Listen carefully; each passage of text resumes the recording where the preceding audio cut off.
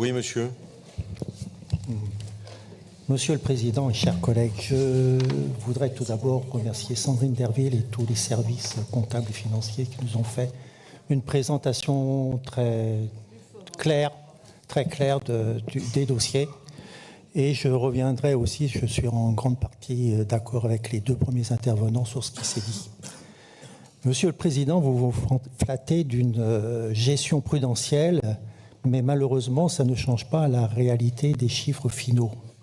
Nous sommes à peine sortis de budget supplémentaire avec une kyrielle de nouvelles dépenses qui alourdissait déjà un budget primitif en déroute, que vous nous proposez de nous mettre 50 millions de plus dans cette proposition de décision modificative. Vous semblez vous satisfaire de la réduction de votre déficit, que vous appelez publiquement emprunt d'équilibre, qui n'est pas dû à vos actions, mais comme vous le dites, qui est dû aux différentes crises que nous venons de passer et qui ont entraîné d'importants retards dans les travaux pour aboutir en grande partie aux 178 millions d'annulations. Sans ces crises, la réalité aurait été tout autre. Aux 549 millions de déficit, il aurait fallu ajouter au moins une centaine de millions d'annulations qui n'auraient pas dû avoir lieu, soit près de 700 millions de déficit. En fait, vous êtes amené à vous réjouir des crises qui ont fait votre travail. Si j'osais, je vous demanderais de ne plus compter sur ces crises actuelles et futures qui risquent, par vos idéologies, de détruire la France, mais de faire confiance à vos oppositions qui vous remettent sur le droit chemin d'une gestion plus saine de vos finances. N'attendons pas les promesses intenables pour 2028 qui n'engagent que vous.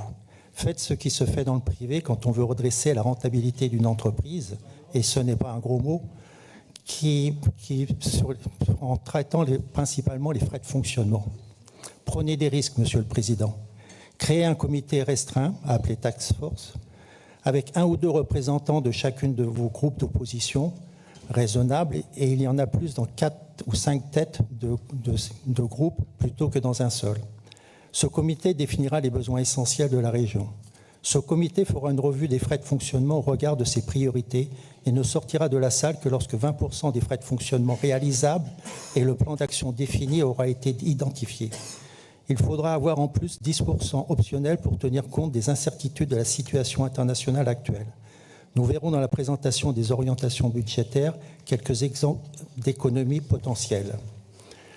Dans ces conditions, vous pouvez espérer atteindre 10% de votre objectif, soit environ 200 millions.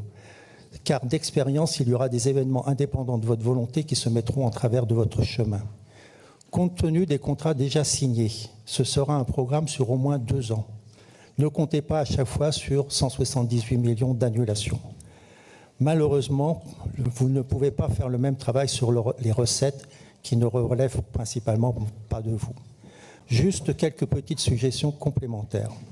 Je suis d'accord sur le fait de pouvoir inscrire les opérations en temps réel au fur et à mesure que vous en avez la connaissance. Je reprendrai 2 exemples qui ont eu lieu dans la dernière commission.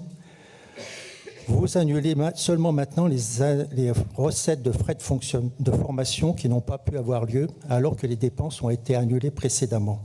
Cela aurait pu être fait concomitamment. Ensuite, vous avez annulé les soldes des chantiers après un examen détaillé des comptes. Pourquoi revenir a posteriori sur ces comptes et vous reposer la question de ce qui s'est passé? Quand vous payez le dernier centime du chantier, vous savez parfaitement le montant qui restera à annuler. Annulez-le tout de suite. Deuxième proposition, quand vous faites des prévisions budgétaires fortement incertaines, comme pour l'évolution de la facture du gaz, qui pourrait varier de plus ou moins 40 millions en quelques heures, prévoyez tout de suite un backup en ayant une économie potentielle équivalente en réserve. Ne vous contentez pas de faire un chèque, comme certains pourraient le proposer, pour payer le dépassement. J'espère que vous retiendrez de cette longue intervention quelque chose avant qu'il ne soit trop tard. Je vous remercie.